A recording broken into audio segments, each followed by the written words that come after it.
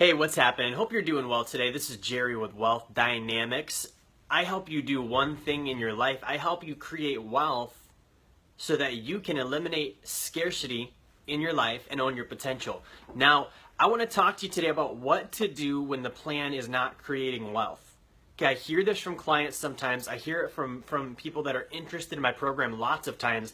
Hey man, I'm doing the plan, it's not working, I'm reading the books, I'm training, I'm doing all this stuff, I'm trying to increase my income, and I don't feel like I'm making any progress. So I want to give you the steps that I give to my clients when this is what's happening. Now, the first thing you need to do is you need to look around. What's happening right now? Look in your world. What's my income right now? Where are my assets? What are my liabilities? Where are my financial ratios? And measure those. And the reason this is important is I've had clients that look at these numbers and they realize they did make progress. They just hadn't validated or acknowledged that it was happening. That could be an easy fix. Like, hey, I'm actually making 10 grand. I'm doing a lot better than I thought when I was making 6. But if you don't look at the number, then you can't determine that. The next thing is you need to look at what your goals were in the first place. Okay, what was the purpose of you wanting to create wealth?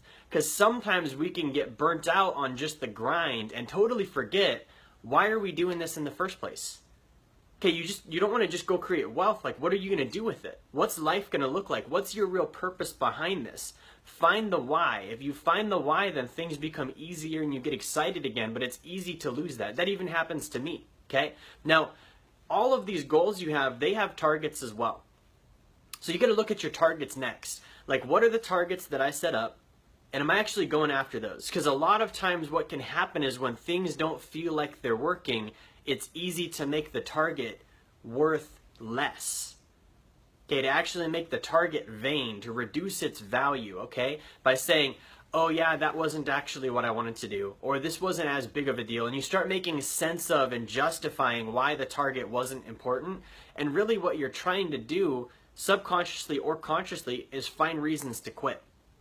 Don't do that. This is time to buck up and look at the target and maybe even get a little pissed off and say, dude, I'm going to go smash this thing. If you don't like the target, then get rid of it. Like, go kill it. Find a new target because you achieved that one instead of looking at it forever. Now, the target's going to come down to statistics and metrics. What are my stats? What am I actually doing? All of this stuff, especially if you're a client of mine, all the stuff you talk about, the goals, the dreams that we set up, I help you turn those into stats. A statistic is just a number that represents an action that can get compared to previous numbers of the same kind so that you can measure your progress. Look at your statistics. That's going to tell us what's actually happening. Now, some of you guys, you're just being lazy. I'm going to come right out and say it. You're saying, hey, the plan's not working. Really, you're not working. If I look at your stats, you're not making calls. You're not saving money. You're not doing the weekly budgeting activities. You're not doing the weekly wealth meeting. You're not updating your plan. You're not trying to invest. You're not learning. You're not showing up to the events. You're not doing anything. Your statistics aren't there. That's why the plan's working. I found the solution. Go to work. Get your butt in gear. Now, this isn't easy to hear if you're in this spot, but you need to quit feeling sorry for yourself if that's you. You need to quit agreeing with your situation, because what's happening mentally here, guys, you have to understand as a coach, this is how I think. When you're in a position where you knew your stat, you chose not to do it, this is what's happening. You're agreeing with your situation because you use that as a crutch. If you're broke, you use being broke as your crutch so that you don't have to go do things that scare you. Now, if you start doing the plan, doing math basically, the statistics will work, meaning your crutch will be gone. So subconsciously, you're fighting it by not doing it, because if you lose your crutch, now you have to face your fears. That's why you hired me, guys. So you have to handle that. Now, the last thing you have to ask yourself is, am I willing? Is this even something I want to do? Now, if you set up goals, it probably was, and it means that it's something you shouldn't just quit on. But if you're sitting there looking at it, you have to ask yourself, is this something I really want to do? Because if I wanted to do it, I would be doing it. Now, this is a very small percentage of people, but sometimes I have people that will tell me they want to do things, and they're just repeating what they think sounds good. They don't actually want to do it. When they go home, they're still going to go watch Netflix tonight and stay up too late and sleep in tomorrow and not do any of the stuff we talked about. So if your plan's not working, you need to ask yourself, do I actually want to do this? And don't be subjective and emotional. Like, objectively, as a person, Do I really want to do all the things I said I want to do? Do I really even want to build wealth? If the answer is no, who are you kidding? But if the answer is yes, you have to do it. That's the thing. If the answer is yes, you have to do it, which means your sole job is to make the plan work.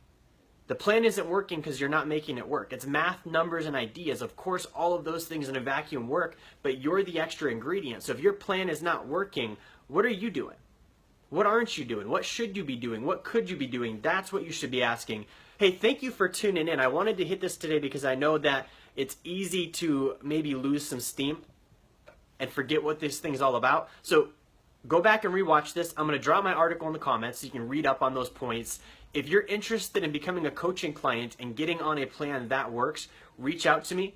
Otherwise, like, share, subscribe. Thank you. Happy Friday. Make sure you come down to Old Town Square Center in Anchorage tonight at 6 p.m. Alaska time. We have a free concert. Michael Grimm, from 2010 winner of America's Got Talent.